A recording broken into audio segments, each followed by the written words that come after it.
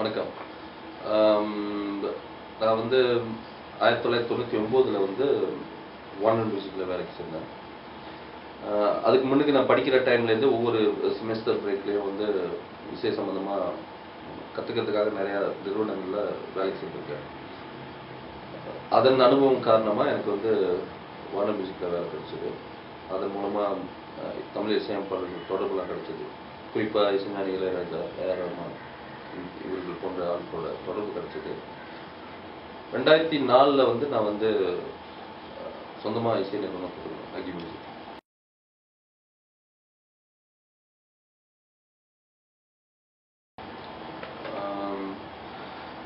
எனக்கு சின்ன வயசுலேருந்து மியூசிக் நிறுவனம் சொந்தமாக தொடங்கணும், நானாக தொடங்கணும் அப்படின்றது சின்ன வயசுலேருந்து என்னோட கனவு. ஒரு கரெக்டாக சொன்ன ஒரு 15 வயசில் தோன்றின கனவு. ஸோ அதன் காரணமாக தான் நான் வந்து வார்னர் மியூசிக் வேலையும் விட்டுட்டு ஒரு நல்ல சம்பளம் அங்கே இருந்தோம். அதை வந்து நான் வந்து விட்டுட்டு நானாக இசை நிறுவனம் தொடங்கினேன்.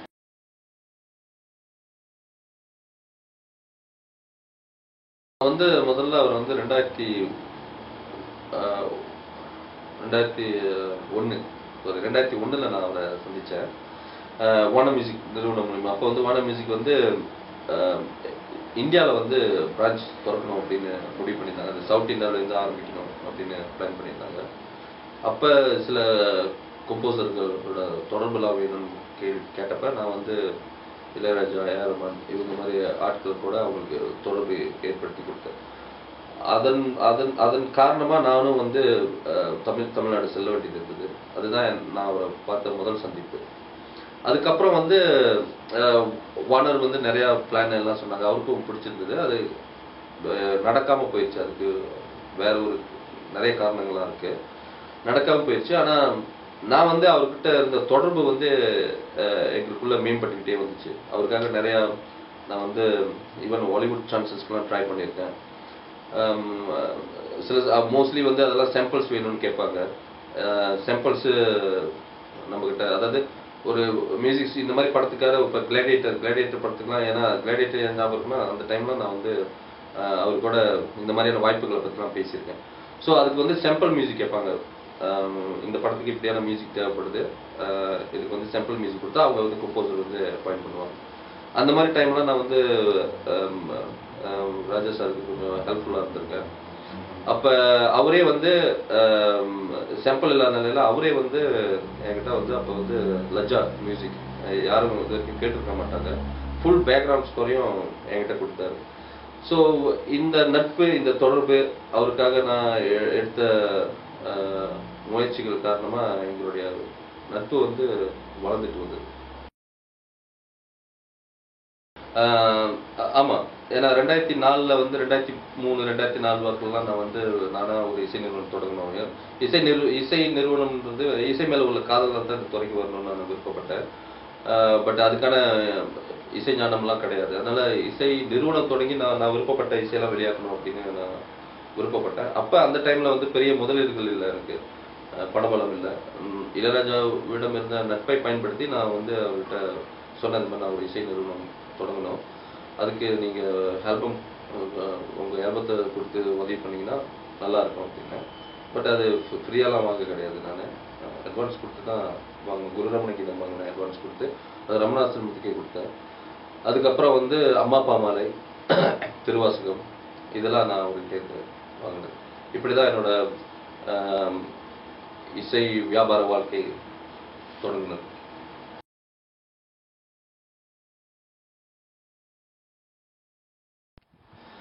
அது வந்து 2010 ஜனவரியில் நடந்தது அந்த பத்திரிகையாளர் சந்திப்பு. 10 வரைக்கும் 2007ல் சைன் பண்ணி 2010 வரைக்கும் நம்மளால் வியாபாரம் எதுவும் பண்ண முடியல. ஏன்னா ஏற்கனவே மொபைல்லையும் சரி, மார்க்கெட்லையும் சரி, மற்ற நிறுவனம் போட்ட சிடிலாம் புழக்கத்தில் இருக்குது. பாடல்கள்லாம் வந்து அவங்களோட உரிமையின் அடிப்படையில் இருக்குது அப்படின்னும் போது யாரும் வந்து புதுசாக வந்து நம்மளை வந்து சட்டை செய்யவில்லை. இளையராஜா கிட்ட இருக்கிற ஒப்பந்தம், அவர் கொடுத்த ஆத்தரைசேஷன் லெட்டர் காமிச்சாலும் எந்த மரியாதையும் கிடைக்கல. அதனால இது வந்து பத்திரிகைக்கு நம்ம ஒரு ப்ரெஸ் ரிலீஸ் கொடுக்கணும் அப்படின்னு பிளான் பண்ணோம். ஏன்னா அது அப்போ பொதுவாக எல்லாத்துக்கும் போய் சேரும். அப்போ இது வந்து ஒரு ஒஃபிஷியலான ஆதாரமாகவும் ஆயிரும் மற்றவங்களுக்கு. அப்போ அவங்க நம்ம பிஸ்னஸ் பண்ணுறதுக்கு ஒருவேளை இதுக்கு மேலே எதுவும் தடையும் போட முடியாது, போட மாட்டாங்க அப்படின்ற நம்பிக்கையில் அந்த பத்திரிகையாளர் சந்திப்பை நம்ம செஞ்சோம்.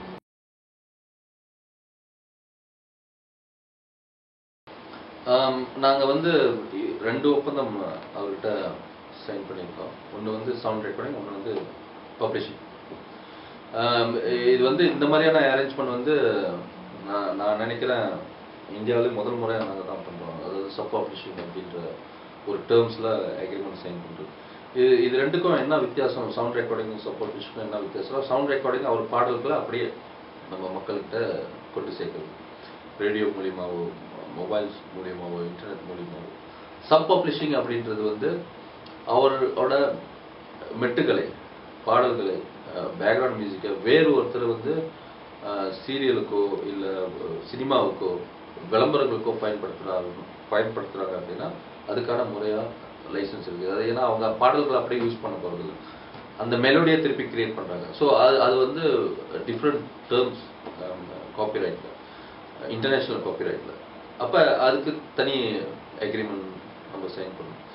இது வந்து ஒரு முழுக்க ஒரு ப்ரொஃபஷனலான ஒரு வியாபார ஒப்பந்தம் தான். ஏன்னா அதன் மூலமாக இது வரைக்கும் அவர் பாடல்களை எந்த அனுமதியுமே இல்லாமல் யூஸ் பண்ணிட்டு வந்த டிவிக்காரங்க எல்லாருக்கிட்டையும் நம்மளால் அதை செய்ய முடியல. இந்த மாதிரியான ஒப்பந்தங்களை மதிக்கிற சில நிறுவனங்கள்கிட்ட விளம்பரங்களுக்கு பாடலை லைசன்ஸ் பண்ணியிருக்கோம், டிவி சேனல் லைசன்ஸ் பண்ணியிருக்கோம், சினிமாக்களுக்கு லைசன்ஸ் பண்ணியிருக்கோம். லைக் ராம்கோபால் வர்மாவோட படத்தை, ஹிந்தி படத்தை கூட லைசன்ஸ் பண்ணியிருக்கோம். இந்த மாதிரியான வாய்ப்புகள்லாம் புதுசாக நாங்கள் ஏற்படுத்தி கொடுத்தோம்.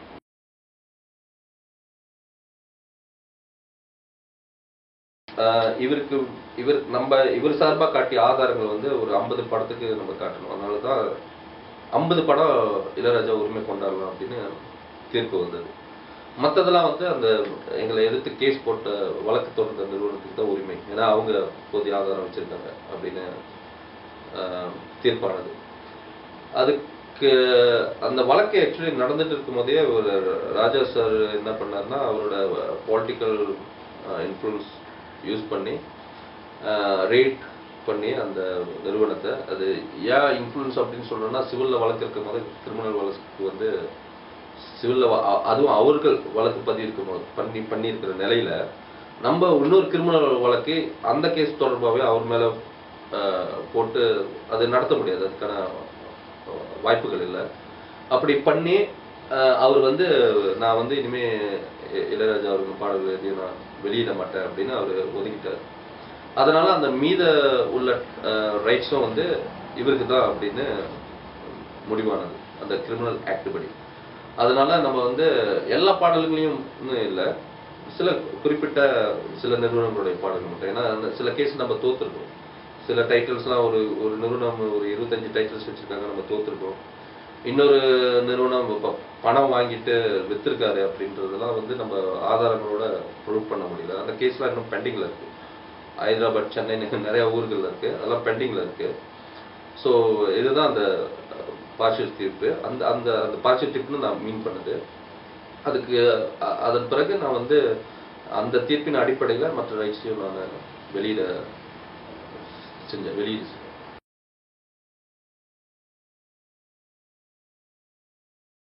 2010 ஜனவரி, அதாவது இந்த பத்திரிகையாளர் சந்திப்பு நடந்ததுக்கு பிறகு எங்க உறவுல வந்து கொஞ்சம் சில விரிசல்கள் ஏற்பட்டது. ஏன்னா அந்த பத்திரிகையாளர் சந்திப்பு நடந்த அடுத்த நாளே நிறைய நிறுவனங்கள் எங்க மீது வழக்கு தொடர்ந்தாங்க. சில நிறுவனங்கள் வந்து நாங்கள் ப்ரொடியூசர்கிட்டேருந்து வாங்கியிருக்கோம், அதனால ப்ரொடியூசருக்கு தான் சைன் பண்ணியிருக்கோம். இந்தியன் காப்பிரைட் ஆக்ட் படி ப்ரொடியூசருக்கு தான் அது செல்லும், அதனால ரைட்ஸ் எங்ககிட்ட தான் இருக்கு. அவர் வந்து இளையராஜா சார் வந்து மற்ற நிறுவனங்களுக்கு விற்க முடியாது அப்படின்னு 4 தரப்பு மேல வழக்கு போட்டாங்க.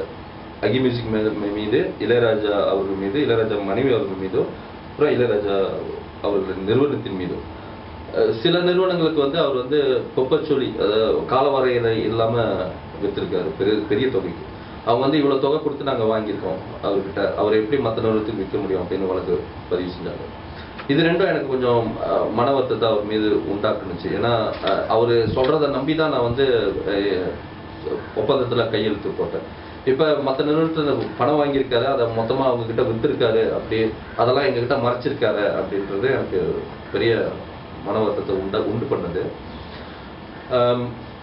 அதுக்கப்புறம் வந்து 2010 வந்து ஒரு நிறுவனத்தோட வழக்குல வந்து பார்ஷியல் வின் பண்ணோம். அதாவது சில படங்கள் வந்து இளையராஜா சார் உருவாக்கலாம், உரிமை கொண்டாடலாம், சில படங்கள் வந்து வேற ஒரு நிறுவனம் உரிமை கொண்டாடலாம் அப்படின்னு ஒரு தீர்ப்பு வந்தது. அது நிரந்தர தீர்ப்பு கிடையாது.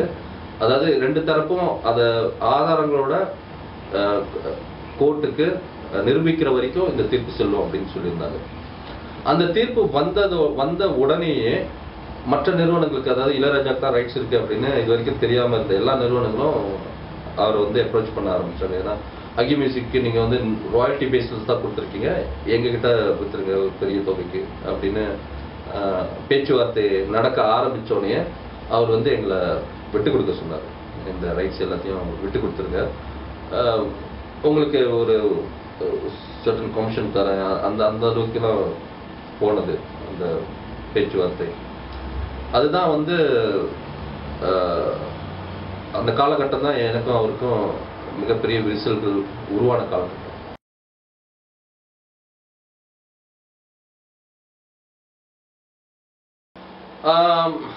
நான் பார்க்கலங்க. ஏன்னா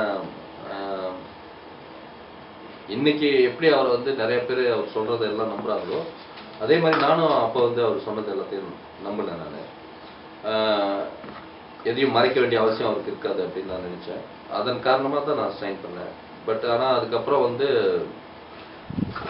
பத்திரிகை சந்திப்புக்கு பிறகு வந்து நான் நிறைய வழக்குகளை சந்திக்க நேர்ந்தது.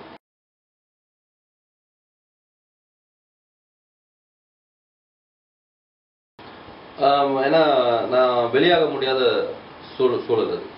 எதனால அப்படின்னா டெல்லியில ஒரு நிறுவனத்துக்கு நம்ம வந்து சப் லைசன்சிங் பண்ணோம். அதாவது சில பிளாட்ஃபார்முக்கு வந்து நம்ம அதுலேயே பேஸ் வச்சிருக்குங்கிறது தான் நம்ம அவங்க மூலியமா தான் நம்ம வியாபாரம் பண்ண முடியும். சப் லைசன்ஸ் பண்ணியிருந்தோம். அவங்க வந்து அவங்ககிட்ட இருந்து நம்ம முன்பணம்லாம் வாங்கியிருக்கோம், அதை ராஜா சாருக்கும் கொடுத்துருக்கோம். அதெல்லாம் கூட கோர்ட்ல ஆதாரமா இருக்கு, அவரும் வாங்கியிருக்காரு. இப்போ நான் வந்துட்டு இது இந்த மாதிரி தப்பு நடந்திருக்கு அப்படின்னு நான் சொல்லிட்டு அவங்ககிட்ட காரணம் சொல்லிட்டு நான் விலக முடியாது. அப்படியே வாங்கின பணத்தை திருப்பி கொடுத்துட்டு இளையராஜா சாரையும் திருப்பி கொடுக்க சொல்லிட்டு நம்ம வந்து விலகி போனாலும் அவங்க வந்து நம்ம மேல வந்து ஏமாற்றிட்டோம் அப்படின்னு ஒரு வழக்கு போடலாம், கிரிமினல் வழக்கு கூட போடலாம். ஏன்னா அந்த கேஸ் அவங்க தீர்ப்பு வந்து மற்ற நிறுவனங்கள் எப்படி தீர்ப்பு வாங்குவாங்கன்னு தெரியல, அது நமக்கு ரொம்ப பாதகமான தீர்ப்பாக கூட அமையலாம்.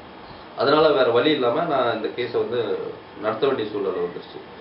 இதுவும் அவர் மேல ஒரு மன வருத்தம் வர்றதுக்கு இன்னொரு காரணம் வந்து என்னன்னா பாத்தீங்கன்னா, இந்த எல்லா வழக்கு 5 வழக்கு ஏறக்குறைய எல்லா ஊர்ல இருந்துச்சு, ஹைதராபாத், சென்னை அப்படின்னு எல்லா வழக்குகளுக்கும் அவருக்கு, அவரோட மனைவிக்கு, அவரோட நிறுவனம், அப்புறம் அகி மியூசிக்னு 4 தரப்புக்கும் நான் தான் பணம் செலவு பண்ண வேண்டிய சூழ்நிலை. அதுக்கு ஏன்னா அவர் அதுக்கு தயாராகவும் இல்லை. ரைட்ஸ்லாம் என்னோடன்னு சொல்லிட்டு இருந்தாரு, பட் சட்ட ரீதியா அதை அணுகக்கூடிய ஆர்வமும் காட்டலை. அப்படி இருக்கும் போது நம்ம தான் செஞ்சாகணும் அப்படின்ற ஒரு சூழலுக்கு தள்ளப்பட்டுட்டோம். ஆமா, அது ஒரு இன்னொருத்தர்கிட்ட நம்ம உரிமை லைசன்ஸ் வாங்கணும். அது வந்து வாங்குதல்னு சொல்ல முடியாது, பர்ச்சேசிங் கிடையாது, லைசன்ஸ் எடுக்கிறோம். அப்ப லைசன்ஸ்னு நம்ம ஒன்று எடுத்துட்டோம்னா அதுக்கு சப் லைசன்ஸ் அப்படின்றது ஒரு தவிர்க்க முடியாத ஒரு விஷயம். ஏன்னா இப்ப நம்ம வந்து யூகேல ஒரு நிறுவனம், உதாரணத்துக்கு ஐடியூன்ஸ் வச்சுங்க, ஐடியூன்ஸ்க்கு நம்ம பாட்டு கொடுக்க போறோம் அப்படின்னா நேரடியா நம்ம வந்து அந்த தொடர்பை ஏற்படுத்த முடியாது. அதுக்குன்னு அக்ரிகேட்டர் அப்படின்ற ஒரு டேர்ம்ஸ் இருக்கு. அக்ரிகேட்டர் இருப்பாங்க, இல்ல பிளாட்ஃபார்ம் ஓனர்னு இருப்பாங்க. இவங்க மூலியமா தான் நம்ம போய் ஆகணும். அப்ப இவங்க மூலியமா நம்ம போகணும்னா அதுக்கு வந்து சப் லைசன்சிங் அப்படின்ற ஒரு அக்ரிமெண்ட் நம்ம சைன் பண்ணி ஆகணும். அதுல சட்டத்துக்கு இடம் இருக்கு. இவரு நம்ம கிட்ட சைன் பண்ண ஒப்பந்தத்திலையும் அது கூறப்பட்டிருக்கு.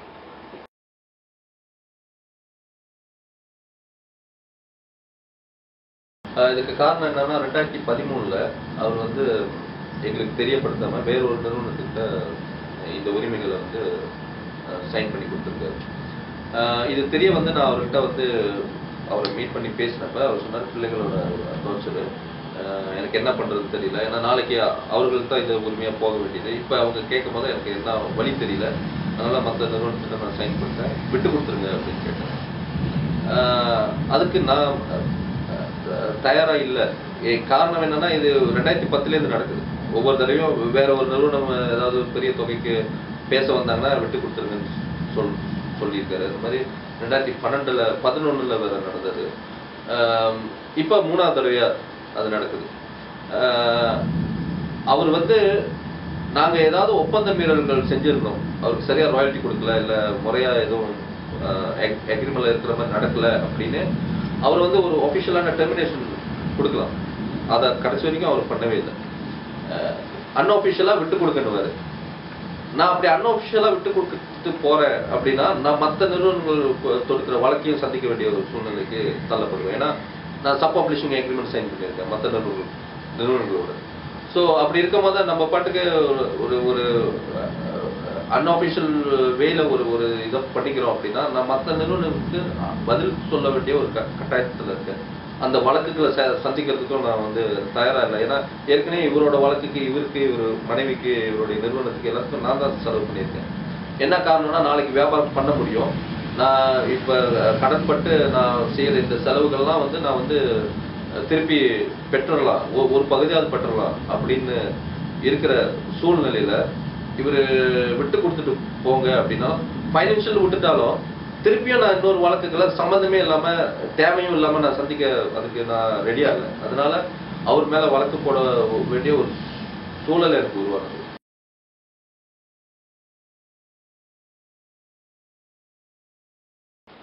ஆமா, இந்த 2013 வழக்கு இன்னும் நிலுவையில், இன்னைக்கு டேட் வரைக்கும் நிலுவையில் இருக்கு.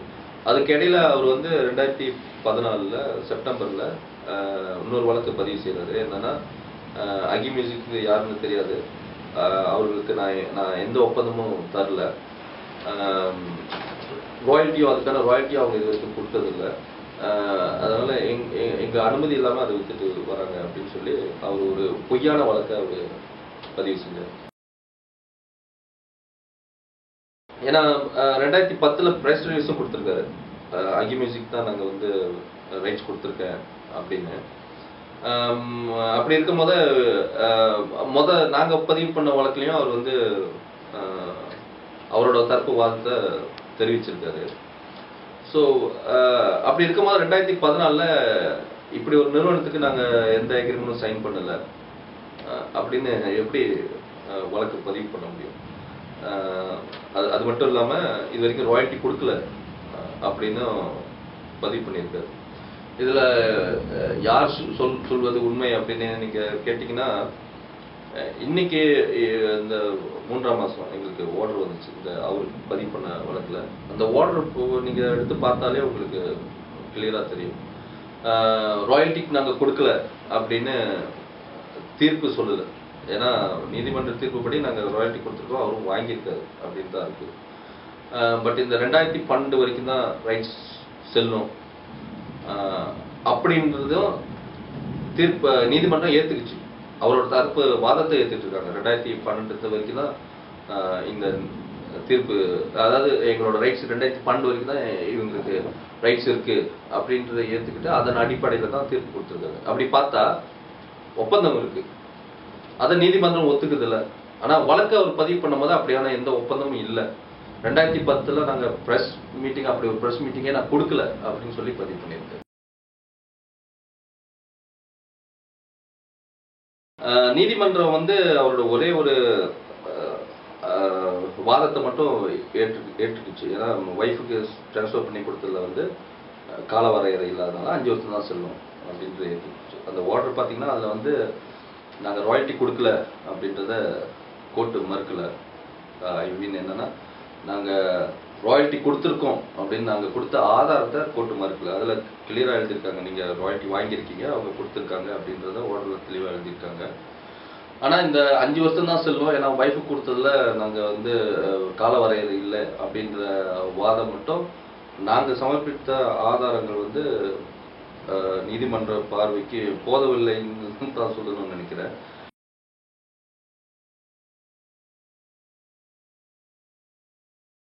அக்ரிமெண்ட் அவர் சொல்ற மாதிரி 5 வருஷம் இல்லை, 10 வருஷம் அக்ரிமெண்ட் இது. ஏன்னா அவங்க மனைவி தான் அந்த அக்ரிமெண்ட் சைன் பண்ணாங்க. அவங்க மனைவி சைன் பண்றதுக்கு ஒரு சட்ட ரீதியான அவங்களுக்கு உரிமை இருக்கு அப்படின்றதுக்கு ஒரு ஆதாரம் வேணும் அப்படின்றதுக்காக இளையராஜா சார் அவருக்கு இருக்கிற ரைட்ஸை அவங்க ஒய்ஃபுக்கு ட்ரான்ஸ்ஃபர் பண்ணாரு.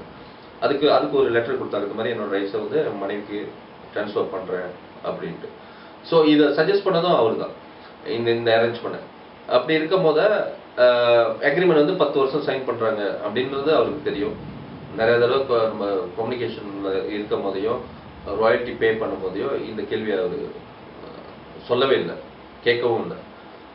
ரெண்டாவது 2012 நான் மீட் பண்ணியிருக்கேன். அக்ரிமெண்ட் எக்ஸ்பயர் ஆகுது, நான் இதை தொடர விரும்பல, இல்லை நான் வந்து நீங்க வந்து இன்னொரு அக்ரிமெண்ட் புதுசாக சைன் பண்ணிக்குவோம் கண்டினியூ பண்றதா இருந்தா அப்படின்லாம் சொல்லல. காரணம் என்னன்னா அவருக்கு தெரியும் இது வந்து 10 வருஷ அக்ரிமெண்ட்றது அவருக்கு தெரியும்.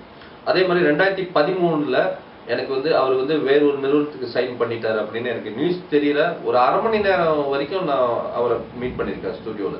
அப்ப கூட அவர் வந்து சொல்லல. ஏன்னா அப்ப இது என்ன ப்ரூவ் பண்ணதுன்னா அவருக்கு தெரியும் இது 10 வருஷ அக்ரிமெண்ட். இன்னைக்கு வந்து அவருக்கு வந்து வேற வழி இல்லை, ஒரு கேஸ் ஃபைல் பண்ணணும் அப்படின்னு பொய்யா கேஸ் ஃபைல் பண்ணிட்டாங்க. அக்ரிமெண்டே எதுவும் இல்லை, ராயல்ட்டி கொடுக்கல, அவங்க வந்து இன்ஃப்ரிஞ்ச் பண்ணிட்டு இருக்காங்க அப்படின்னு பொய்யா ஒரு கேஸ் ஃபைல் பண்ணிட்டாங்க. நம்ம அதை கோர்ட்டுக்கு எடுத்துட்டு போகும்போது கோர்ட்டும் அவர் கேட்குது, எதுவுமே இல்லைன்னு சொல்லி ஃபைல் பண்ணியிருக்கேன், பட் அவங்க அக்ரிமெண்ட் வச்சிருக்காங்களே அப்படின்னு சொல்லும் போது அவர் வந்து எதை சாதகமாக பயன்படுத்தினார்னா, என் மனைவிக்கு நான் ட்ரான்ஸ்ஃபர் பண்றதுல கால வரையறை நான் மென்ஷன் பண்ணல. இந்தியன் காப்பிரைட் ஆக்ட் படி கால வரையறை மென்ஷன் பண்ணல அப்படின்னா 5 வருஷம் தான் செல்லும் அப்படின்ற ஒரு ஆர்கியூமெண்ட்டை அவரோட தரப்பு வாதத்தை வச்சார். அதாவது இது வரைக்கும் இல்லாதது, அதாவது 10 வருஷம் அக்ரிமெண்ட் இருக்கு அப்படின்றது அவர் தெரிஞ்சதை மறைச்சு, அதே சமயம் கோர்ட்டுக்கு அவர் பொய் சொன்ன மாதிரி தெரிஞ்சிடக்கூடாது அப்படின்றதுக்காக இந்த ஆதாரத்தை அவர் வந்து தனக்கு சாதகமாக பயன்படுத்திட்டார். அதனால அக்ரிமெண்ட் அவர் சொல்ற மாதிரி 5 வருஷம் அக்ரிமெண்ட் கிடையாது, இது 10 வருஷம் அக்ரிமெண்ட்.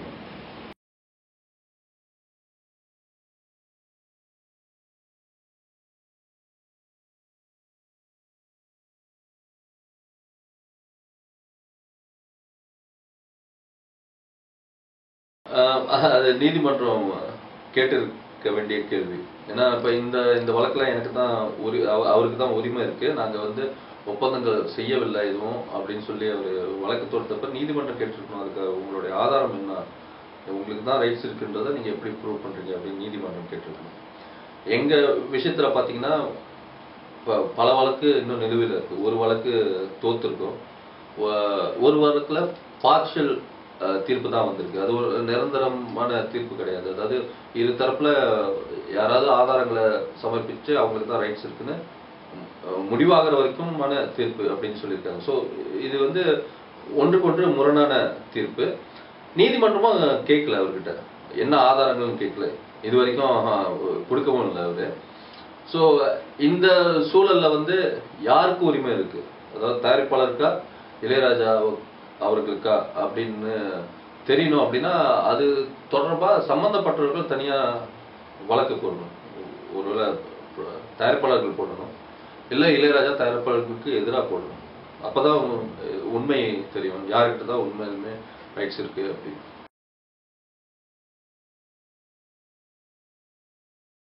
ஆமா, அதுக்கு முன்னுக்கு எங்களுக்கும் விட்டு கொடுக்க சொல்லி சொன்ன மாதிரி விட்டு கொடுக்க சொல்லி ஆர்கியூமெண்ட் நிறைய தடவை நடந்திருக்கு. ஆனா வழக்கு பதிவு அவர் வந்து வேற ஒரு நிறுவனத்துக்கு எங்களுக்கு தெரிவிக்காம சைன் பண்ற போகக்கூடிய சூழ்நிலைக்கு வர்றதுக்கு இது ஒரு காரணம்னு சொல்லலாம்.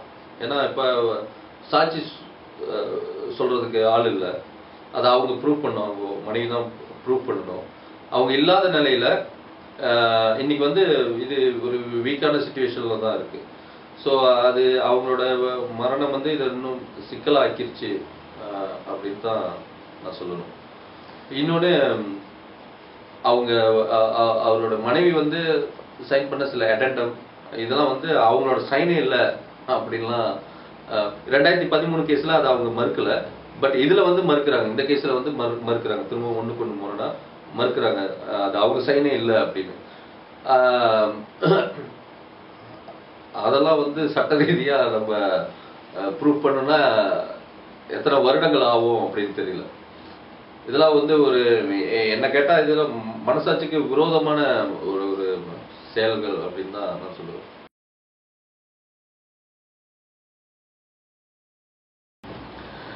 அது வந்து இண்டஸ்ட்ரியில் இருக்கிற ஒரு மித் அப்படின்னு நினைக்கிறேன்.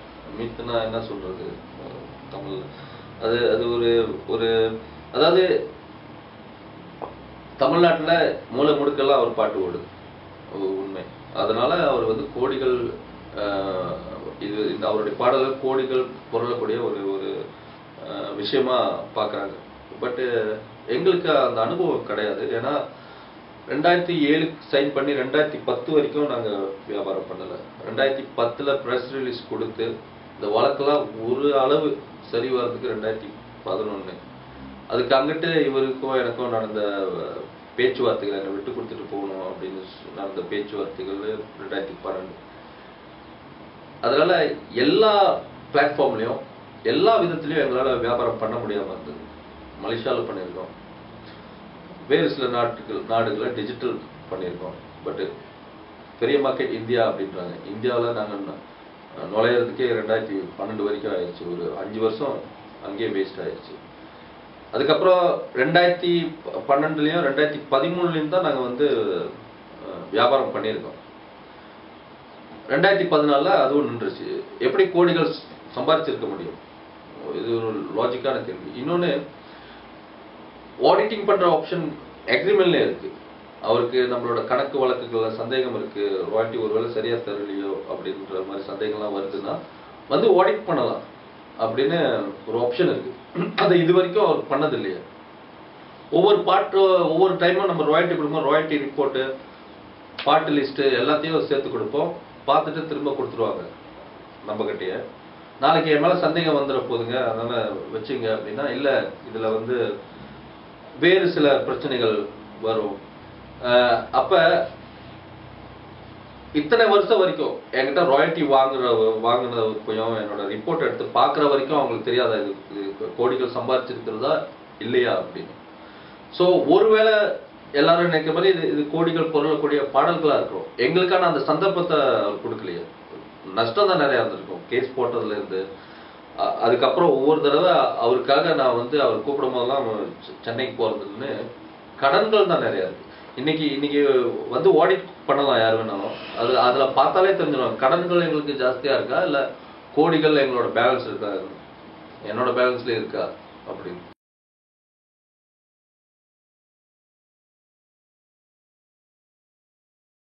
அது வந்து என்ன சொல்லியிருப்பாரு அப்படின்னு எனக்கு இன்னமும் தோணல. ஏன்னா அப்படியான சூழ்நிலை உருவாகுது. அது சில பத்திரிகைகள் வந்து சில அவரோட ஆதரவாளர்கள் வந்து என்னோட பிளாக்கை வந்து ஆதாரமா காட்டி அவருக்கு வந்து உதவி பண்ணார் இளையராஜா அப்படின்னு பேசுறாங்க. அவரை பத்தின ஒரு உயர்வான எண்ணங்களை நான் அதுல வெளியிட்டு இருந்தேன். அதுல கூட நான் சொல்ல கிடையாது, நான் வந்து அவர்கிட்ட வந்து எனக்கு இந்த மாதிரி பிழைக்க வழி இல்லை அப்படின்லாம் சொன்னதாகவும் ஆதாரம் கிடையாது.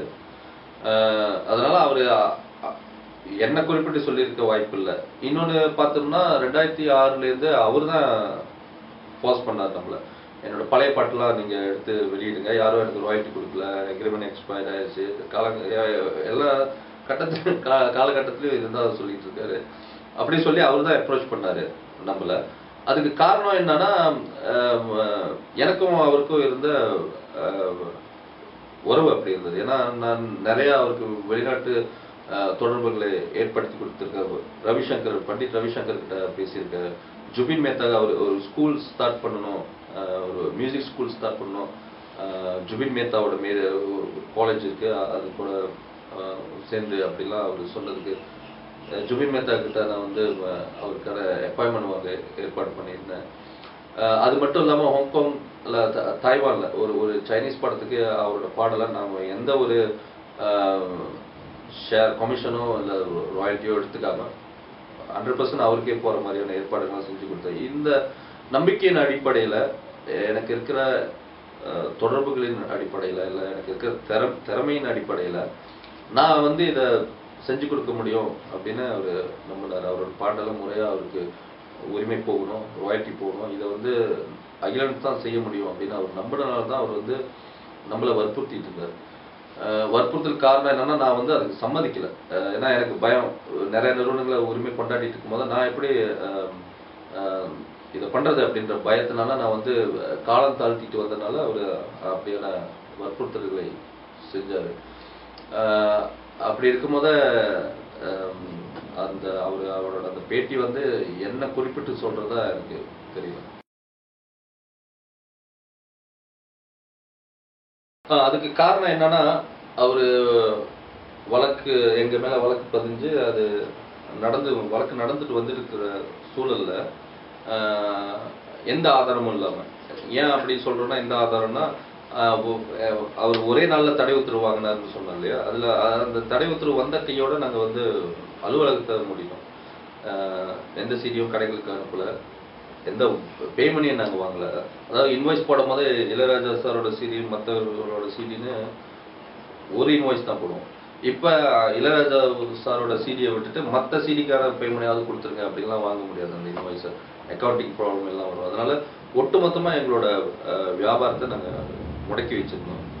அப்படி இருக்கும் போது நாங்கள் இன்னும் சீடி விற்கிறோம், கடைகளில் பணம் வாங்குகிறோம் அப்படின்லாம் திரும்பவும் பொய்யா ஒரு கமிஷனர்கிட்ட ஒரு புகார் செஞ்சு எங்கள் அலுவலகத்தில் ரெய்ட் நடத்தினாங்க.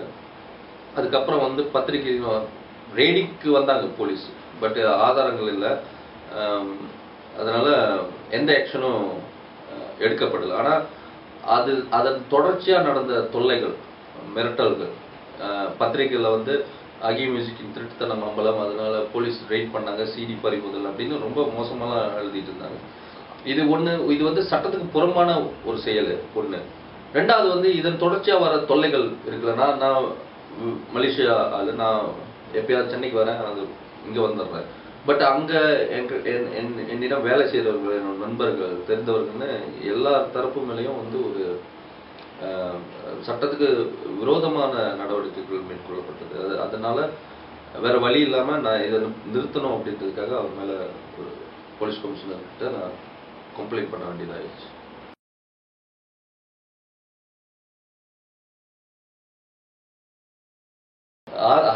ஆதரவாளர்கள்லாம் எனக்கு யாரும் இல்லைங்க.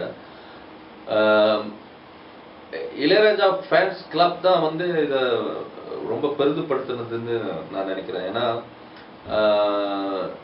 எனக்கும் அவருக்கும் வந்து மன வருத்தங்கள், கருத்து வேறுபாடுகள் இருந்தாலும் கேஸ் நாங்கள் அவர் மேலே கேஸ் ஃபைல் பண்ணதுக்கு பிறகு கூட நாங்கள் வந்து ராயல்ட்டி கொடுத்துருக்கோம். பட் ஃபேன்ஸ் கிளப்புக்கு வந்ததுக்கு அப்புறம் வந்து அவங்க வந்து நம்ம விளையாடுற டைட்டில்ஸ்லாம் குறைவு சொல்ல ஆரம்பித்தாங்க. அது சம்மந்தம் இல்லாமல் ஆபாசமாக விளையாடுறோம், அவர் பேருக்கு களங்கம் கற்பிக்கிறோம் அப்படின்ற மாதிரிலாம் நியூஸ் வர ஆரம்பிச்சிச்சு. இதை வந்து அவர்கிட்டயும் சொல்லியிருப்பாங்க. அவர் இதெல்லாம் பார்க்குற நியூஸ்லாம் படிக்கிற ஆள் கிடையாது. இந்த மாதிரி சொல்லும் போத அவர் நம்புறதுக்கான நிறைய வாய்ப்புகள் இருக்கு.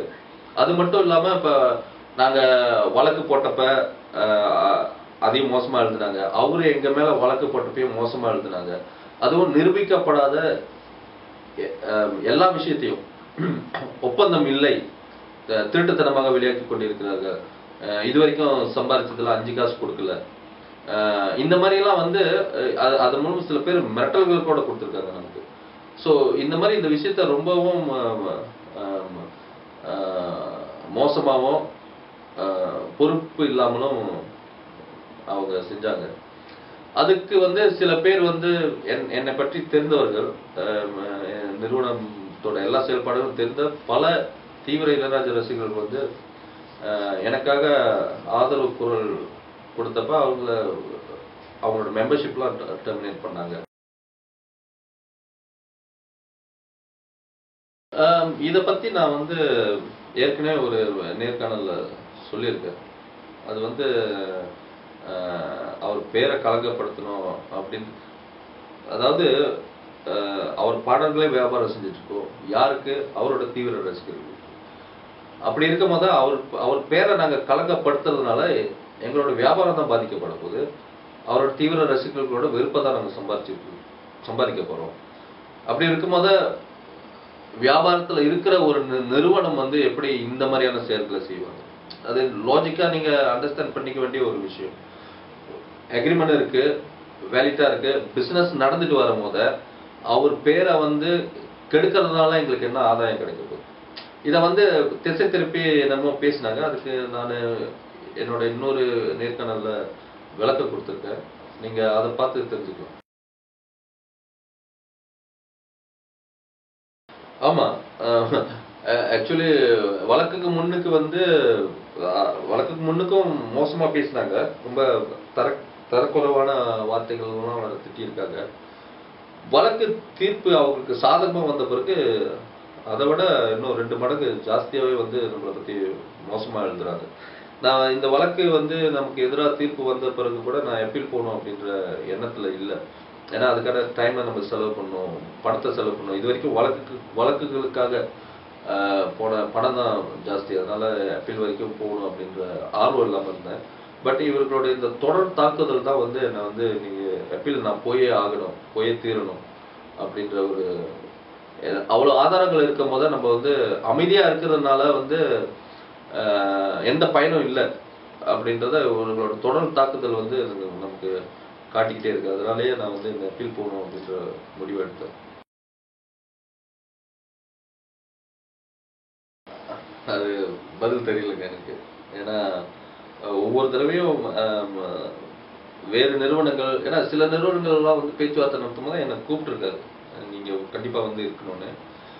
அப்ப பெரிய பெரிய தொகை வந்து அட்வான்ஸ் கொடுக்குறோம் அப்படின்ற மாதிரி தான் பேச்சுவார்த்தைகள் நடக்கும். ஆனா அது அவரு பர்சனலா விருப்பப்பட்டாரா, இல்ல அவருக்கு இருந்த சூழல் அப்படியா, மற்றவர்களுக்காக அவர் செய்ய வேண்டிய நிர்பந்தத்துல இருந்தாரா, இல்ல வேற யாரும் வந்து இப்ப வழக்குன்னு பார்த்தா கூட 2010 பிரஸ் ரிலீஸ் கொடுத்துட்டு நான் கொடுக்கவே இல்லை அப்படின்னு சொல்றாரு. ஸோ இதெல்லாம் வந்து அவரு தெரிஞ்சு செய்யறாரா, இல்ல இவரின் பேரில் வேற யாரோ செய்யறாங்களா, இல்ல ஏதாவது நிர்பந்தத்துல இதெல்லாம் செய்யறாரா அப்படின்னு எனக்கு தெரியல.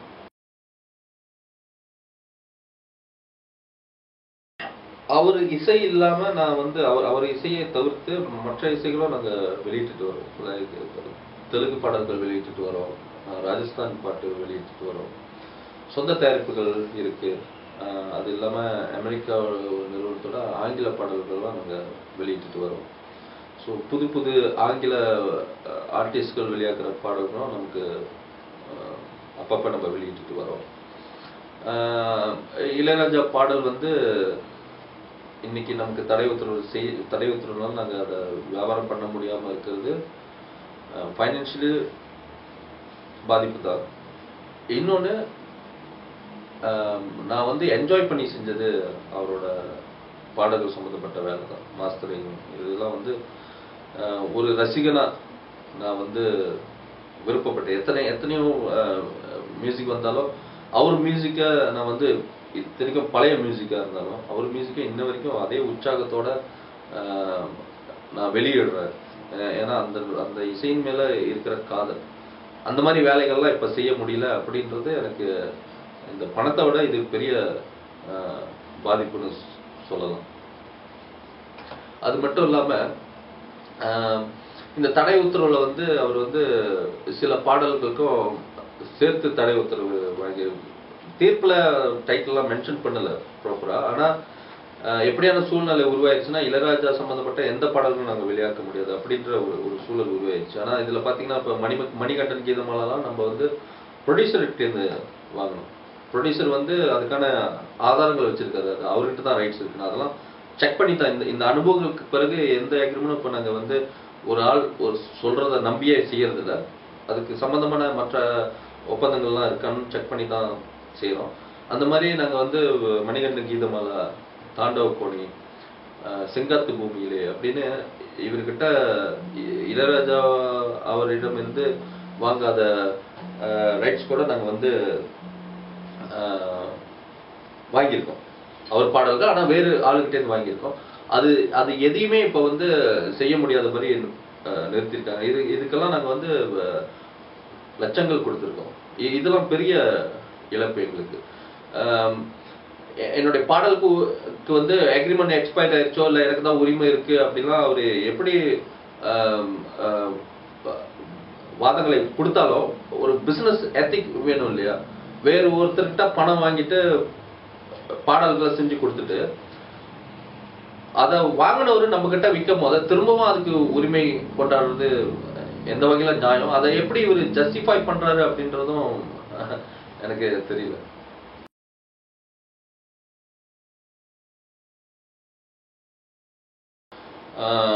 என்னோட மௌனத்துக்கு காரணம் நீதி கிடைக்கும். அந்த நீதி எனக்கான பதில கொண்டு போய் சேர்க்கணும் அப்படின்னு நம்பிக்கிட்டு இருந்தேன்.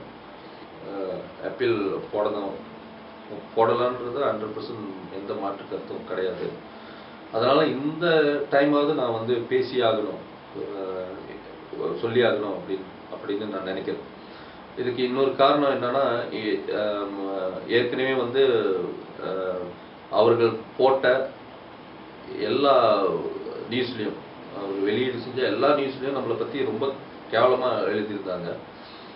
அதுக்கு நாம் பதில் சொல்லாமல் இருந்ததும், இப்போ தீர்ப்பு எங்களுக்கு பாதகமாக வந்து இருக்கிறதும் எங்களுக்கு இருந்த நட்பெயரே ரொம்ப கெடுத்திருக்கு. இது இந்த கழகத்தை நாங்கள் வந்து துடைக்க வேண்டிய நிர்பந்தத்தில் இருக்கேன் நான். ஏன்னா இது முழுக்க முழுக்க பொய்யானது. இது வந்து அவர் பாடல்களை உரிமையை வந்து அவர் எடுத்துக்கணும் அப்படின்றதையும் தாண்டி என்னோட கேரியரையே வந்து டேமேஜ் பண்ணணும் அப்படின்ற அளவுக்கு போயிடுச்சு அவரோட ஃபேன்ஸ் கிளப் மூலியமா. ஆக அந்த எக்ஸ்டென்ட்க்கு போயிட்டாங்க. மார்க்கெட்ல யாருமே நம்மளை நம்பாத ஒரு சூழலை உருவாக்கிட்டாங்க.